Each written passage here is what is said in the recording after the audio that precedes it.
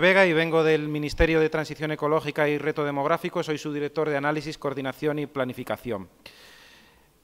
Como bien sabéis, el problema de la despoblación ha pasado de ser un problema de prioridad máxima en la agenda política nacional e internacional. La concentración de la población en España, que está ubicada principalmente en la costa y en algunas grandes ciudades del interior, hace que el caso particular que tenemos en nuestro país sea diferente al que tienen en otros países. Al observar la pirámide de población de ciertos territorios, se constata el envejecimiento que existe en el territorio y la preocupante situación que les espera a ciertos lugares si no se pone remedio. Es necesario luchar contra la despoblación para salvaguardar aspectos como la gastronomía, las lenguas, el folclore y las tradiciones. Y es necesario que actuemos ya. Lamentablemente no hay soluciones mágicas ni soluciones a corto plazo. Como bien sabemos, en la Secretaría General de Reto Demográfico se trata de un tema transversal que exige actuaciones en diversos ámbitos en el territorio. Actuaciones en temas de conectividad, de vivienda, de disponibilidad de servicios, de infraestructuras, de oportunidades para el empleo. Desde la Secretaría General de Reto Demográfico se han puesto en marcha diversas actuaciones. Se ha puesto en marcha una comisión delegada para el reto demográfico, una comisión sectorial, una conferencia sectorial, un foro de cohesión territorial. Se ha lanzado la Estrategia Nacional para el Reto Demográfico. Se ha puesto en marcha un plan de medidas de 130 medidas para el reto demográfico con actuaciones directas. En fin, muchas actuaciones. Para afrontar el fenómeno de la despoblación, hoy tenemos aquí a Jorge López Conde, que va a presentar un proyecto que ha estado realizando y que consiste en una visión completamente novedosa de este fenómeno. Él ha aplicado la inteligencia artificial y usado un modelo de redes neuronales para, a partir de él, obtener conclusiones interesantes de este fenómeno. Así que, sin más, le doy la palabra a él para que presente este trabajo. Jorge, por favor. Muchas gracias. Muy buenos días. Muchísimas gracias, Jorge. Muchísimas gracias al CENIS por la oportunidad de presentar aquí por primera vez un estudio que consideramos pionero, que no hemos conocido en ninguna otra parte del mundo que se haya utilizado esta tecnología para desarrollarlo, y me gustaría empezar por algo bastante básico, que en realidad es el propio título, ¿no? Un observatorio de la despoblación que está muy alineado con todas las políticas que acaba de contar Jorge, que se están desarrollando durante los últimos años y que van a ser políticas que nos van a acompañar durante las próximas décadas, y a su vez es una visión a largo plazo de los unicornios rurales de esta España, ¿no?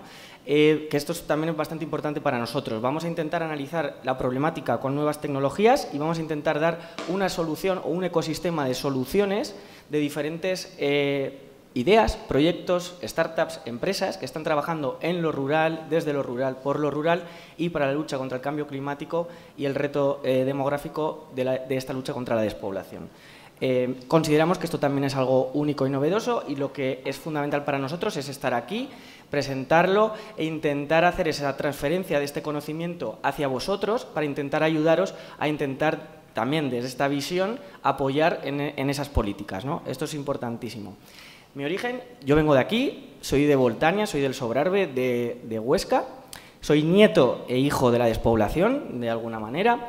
Y como arquitecto llevo bastantes años trabajando en áreas vinculadas a innovación, urbanismo y arquitectura, y creemos que esto es algo importante también desde esta visión para intentar aportar este conocimiento, ¿no? Llevo 20 años trabajando en diferentes sectores asociados a esa innovación, el conocimiento desde la academia, vinculados a siempre a determinadas políticas, tanto globales como europeas como nacionales, trabajando siempre asociado a la administración pública en todas las escalas, desde proyectos europeos, gobiernos locales y ayuntamientos muy pequeños, ayuntamientos en riesgo de despoblación, casi todos ellos, muchos en la provincia de Huesca, y por otro lado estamos trabajando en proyectos europeos.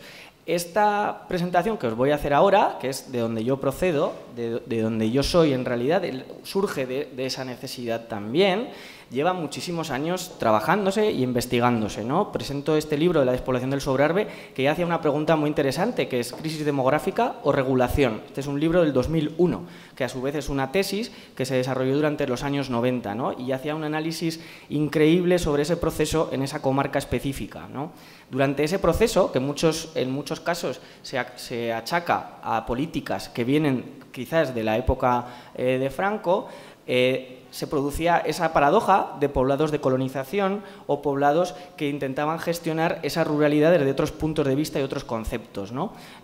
Muy avanzados también en determinados aspectos desde el punto de vista de la sostenibilidad del urbanismo en determinados ecosistemas, ¿no? Entonces, esto es la imagen que nosotros veíamos, esa paradoja, mientras se abandonaban determinadas áreas, otras se ocupaban con proyectos novedosos desde el punto de vista del urbanismo y la arquitectura.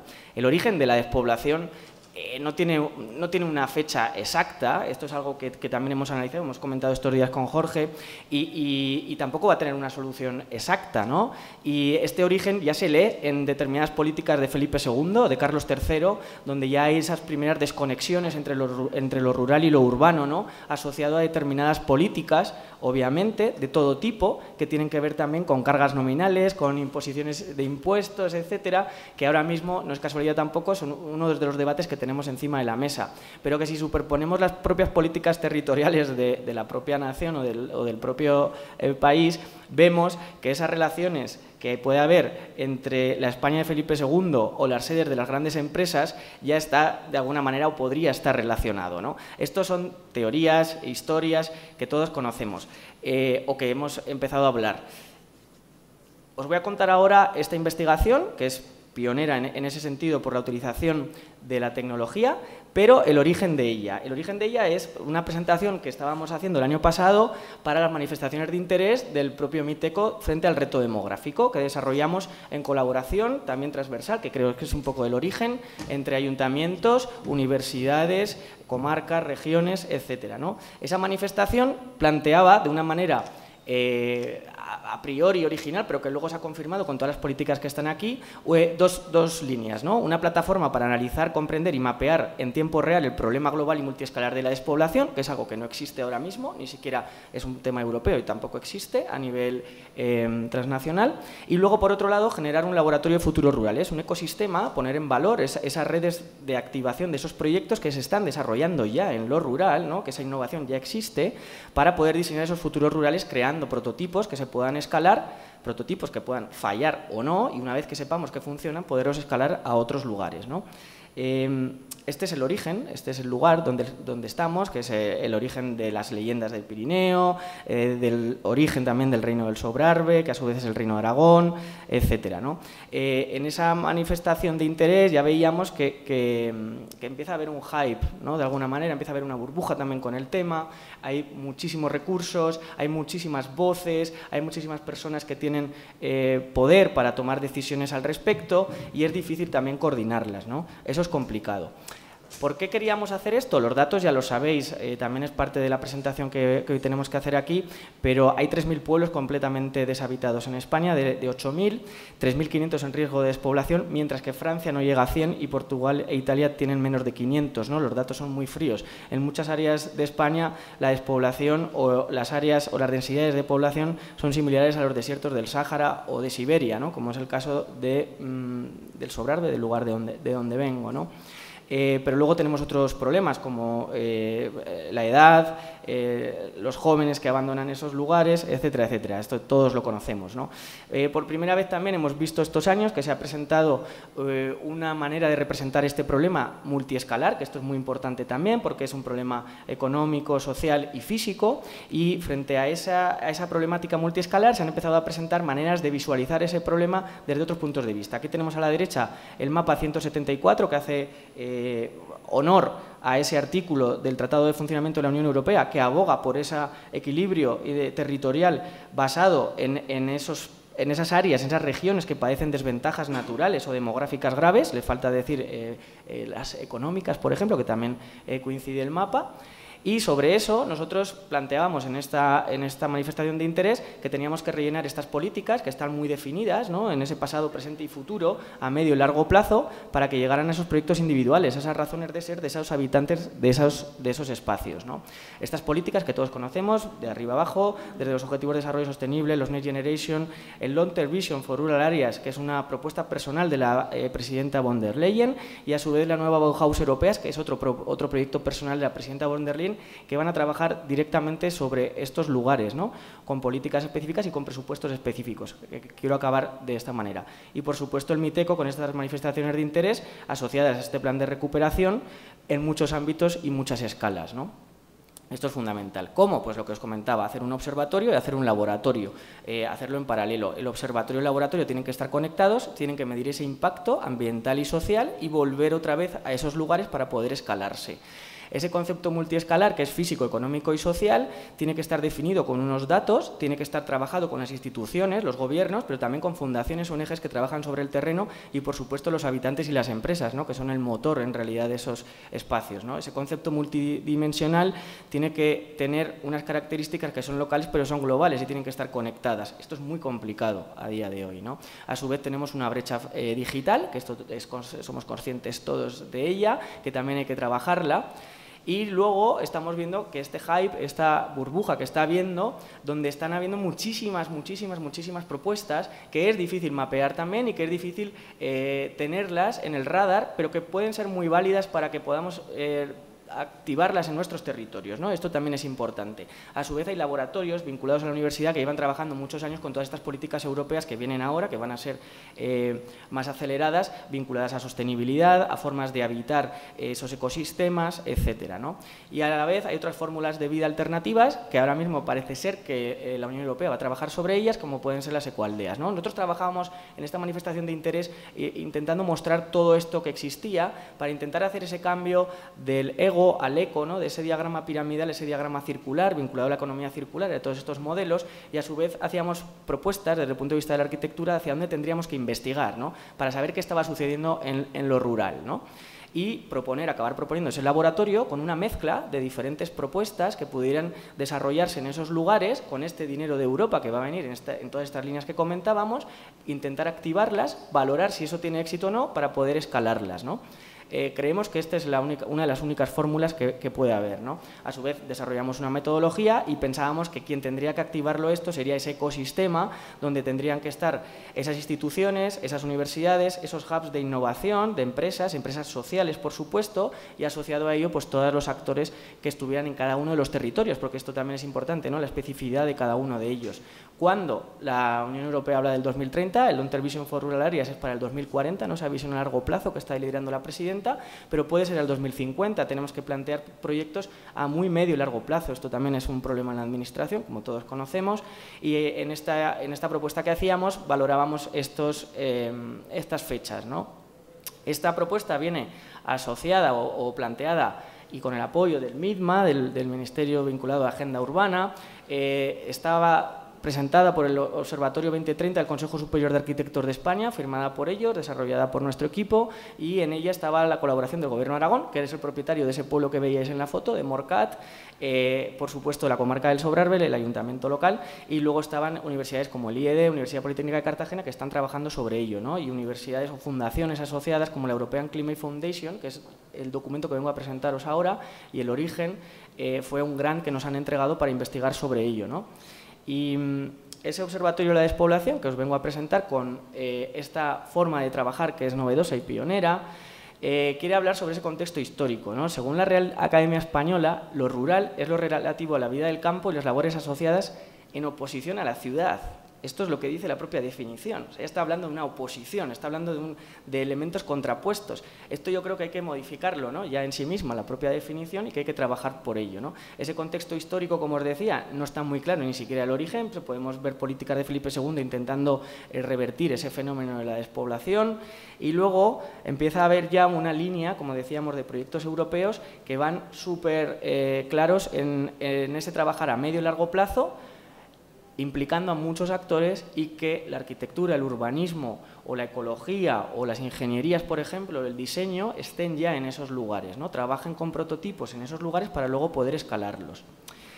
Desde esta idea nosotros hemos planteado un marco que creemos que es fundamental, donde se mezclan todas estas políticas. A la izquierda veis lo más global, que son los Objetivos de Desarrollo Sostenible, después vienen las políticas europeas asociadas a estas acciones vinculadas a lo rural, a la despoblación, Y después vienen las políticas españolas, las 130 medidas de reto demográfico y el plan de transformación, que tiene también unas medidas directas asociadas a la problemática, ¿no? Sobre esto, nosotros hacemos esta respuesta, esta propuesta también de investigación, que hay dos líneas: narrativas rurales, que es donde hemos trabajado con una red neuronal para analizar toda la información que hay, los millones de artículos que se están trabajando sobre ellos, y por otro lado dar una respuesta con unas categorías y unos unicornios vinculados a esas formas de vida, de esa especificidad territorial, que intente abordar esa innovación y ese futuro desde esos ámbitos, ¿no? Y esto creemos que es importante.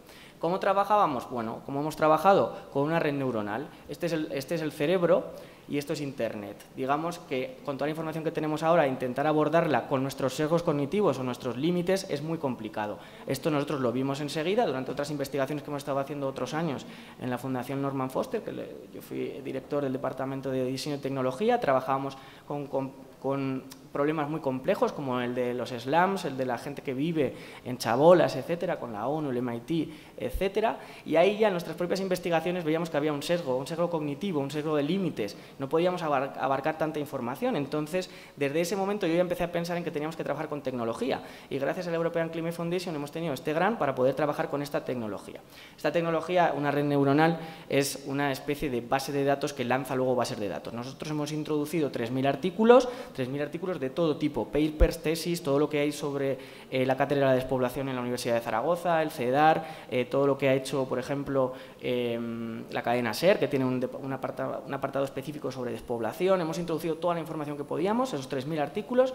La red neuronal lo que hace es una relectura, hace una especie de análisis, de escaneo de esos temas, los clasifica y luego hace un lanzamiento de búsquedas sobre millones de archivos que estén trabajando o hablando sobre eso. Una vez que ha hecho esos millones de búsquedas, lo reduce a 18.000 artículos y esos 18.000 artículos los clasifica. Digamos que nos hace una especie de análisis simplificado de cuáles son las temáticas, las narrativas, los temas sobre los que se están hablando, y de 15 hemos seleccionado esos 12 en función de los datos. Los datos, como podéis observar aquí, hay una evolución temporal. En la parte más baja estamos hablando del año 2010-2011 y en la parte más alta es este año. Estamos viendo también como esa evolución de conocimiento asociado, también relativo a Internet, asociado al tema, ha tenido un crecimiento exponencial. Y ese crecimiento exponencial es de donde hemos sacado esas narrativas. ¿Cuáles son estas narrativas? El resumen, nada de lo que os voy a contar es novedoso, pero está ya clasificado, categorizado y ordenado por relevancia.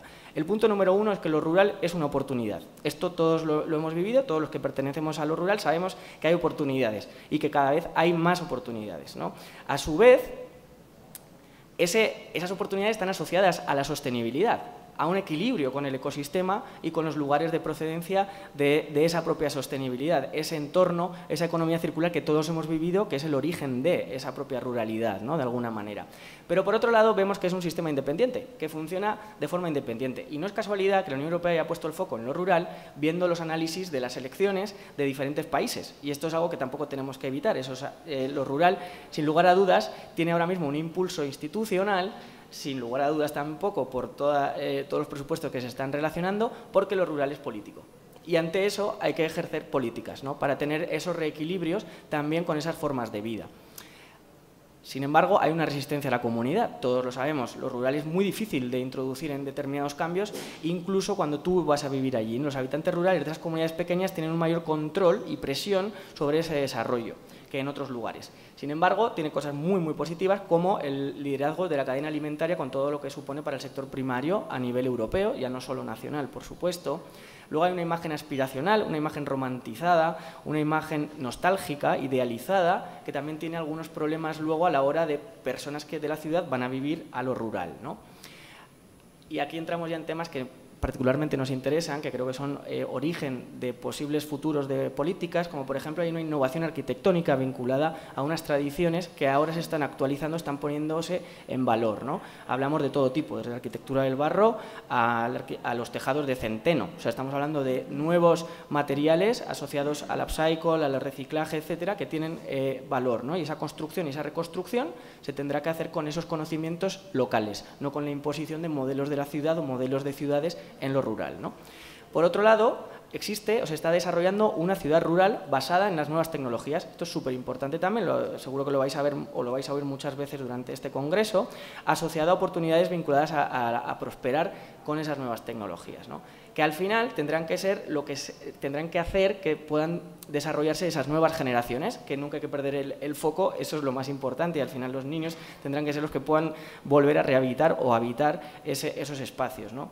Y para terminar, la narrativa número 12, hablaba de ecoaldeas circulares, de unas aldeas que se construyen y renuevan para desarrollar comunidades asociadas a esa sostenibilidad, ¿no? Esa idea tradicional de circularidad que hemos vivido siempre en lo rural, ahora mismo puede ser una pauta social, política y económica para desarrollar esas nuevas ruralidades, ¿no? Esto para nosotros será muy interesante porque ahora vienen estos proyectos, como os decía, de la New European Bauhaus, etcétera, donde van a poner el foco en la arquitectura y el urbanismo para desarrollar esos entornos, ¿no? Y esto va a ser bastante importante.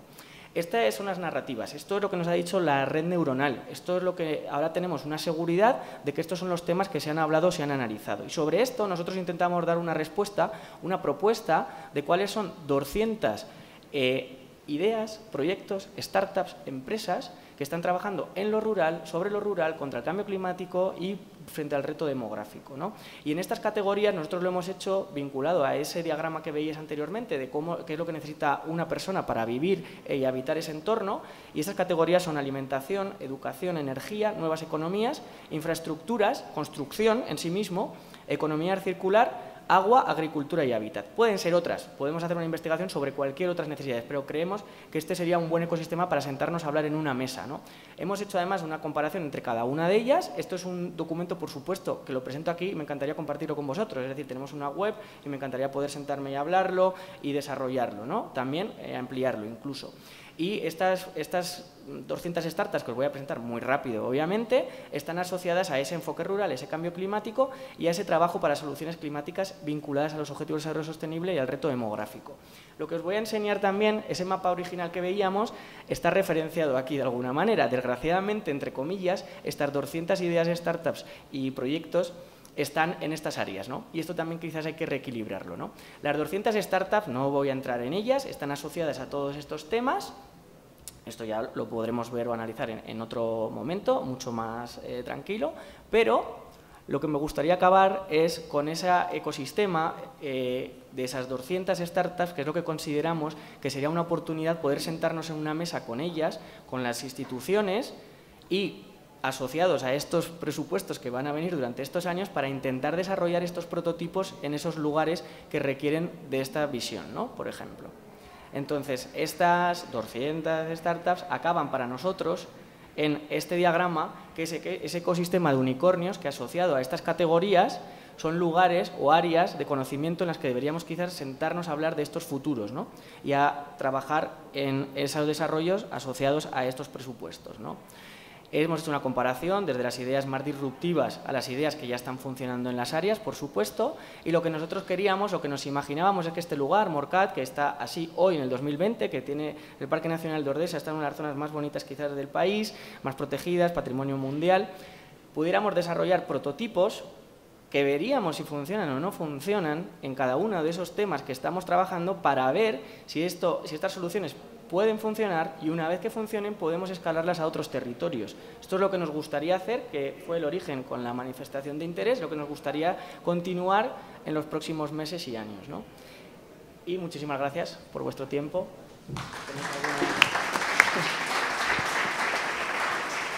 Bueno, Jorge, yo creo que muchas gracias por tu trabajo, por el enfoque tan novedoso que has planteado para un fenómeno tan complicado como es el de la despoblación. No sé si alguien tiene alguna pregunta. Sí.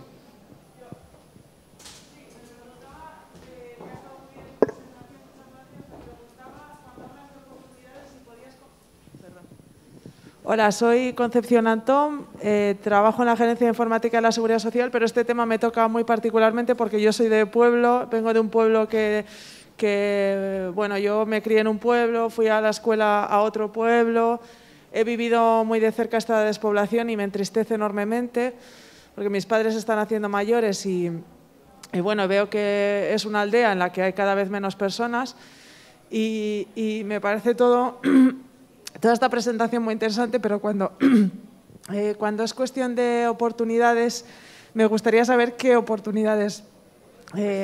Porque mira, porque desgraciadamente con la pandemia he visto todavía bajar todavía más ¿cómo decir? O sea, con la pandemia se ha decrecido el nivel de igualdad entre la zona rural y la zona de las ciudades. Pongo ejemplos.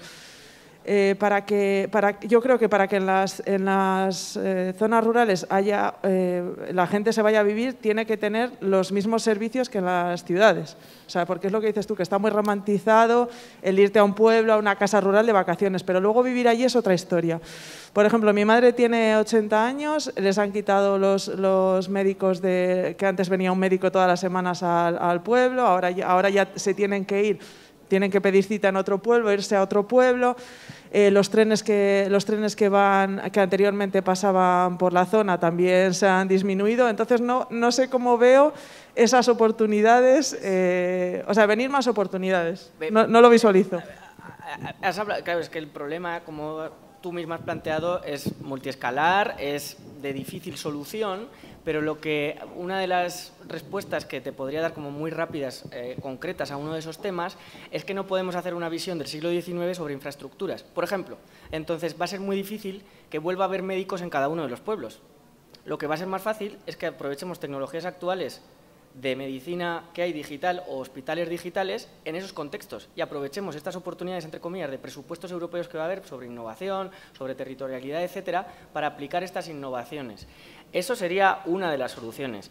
En este caso específico, sobre el tema de infraestructuras y transportes, hay otros medios de transporte también que ahora mismo se están integrando y que están vinculados. Por ejemplo, en el análisis que habéis visto de esas 200 startups, hay una, Farmadrone, que está funcionando en Teruel, en el aeropuerto de Teruel, que está en pruebas, obviamente, que son drones que van a distribuir temas de farmacia, medicamentos, en esos entornos rurales de difícil acceso, por ejemplo, ¿no? Puede haber también el tema de, por ejemplo, en el Sobrarbe, que es lo que te decía, la comarca donde yo procedo, no hay ninguna UBI móvil, es una reclamación de 50 años, no existe. Entonces, tendrá que haber un dron que llegará o un helicóptero teledirigido que llegue y haga el proceso. Es decir, tendremos que intentarlo de otra manera porque hemos visto que yo creo que va a ser un acuerdo, que no va a ser una cosa disruptiva, no vamos a vivir en ese Matrix, pero tendremos que empezar a pensar en esos futuros en vez de seguir en reclamaciones del siglo XIX, que hay que seguir haciendo. Ojo, o sea, yo no digo que no haya que seguir exigiendo un médico y una UBI móvil en nuestra comarca o que haya un profesor en el colegio a partir de 10 alumnos, ¿no? Lo que sí digo es que deberíamos enfocar también que ahora se están abriendo otras oportunidades que en África están funcionando a nivel de atención, por ejemplo, de médica, lugares muy específicos. No se ha escalado, obviamente, al continente, pero que ya se están aprovechando en determinadas circunstancias y que quizás aquí, ahora, por estos presupuestos y estas oportunidades que van a venir, deberíamos intentarlo, ¿no? Y sobre todo, un poco lo que decía, aplicarlo en determinados contextos, ver si funciona y luego escalarlo. Entonces, para mí la idea, por ejemplo, de Farmadrone es relevante porque si funciona, se escalará. Entonces, esa es un poco la idea. Y yo sí creo que las administraciones lo que tienen que hacer es ese trabajo de comunicación, de poner en valor esas redes, de crearlas y de que puedan estar accesibles para cualquier otra persona que lo necesite. Digo, ayuntamiento, por ejemplo, etcétera, ¿no? Que ese es uno de los temas ahora que hay más problemas a la hora de la gestión de los fondos, de las propias manifestaciones de interés, etcétera, ¿no? Tejer esas redes, ¿no?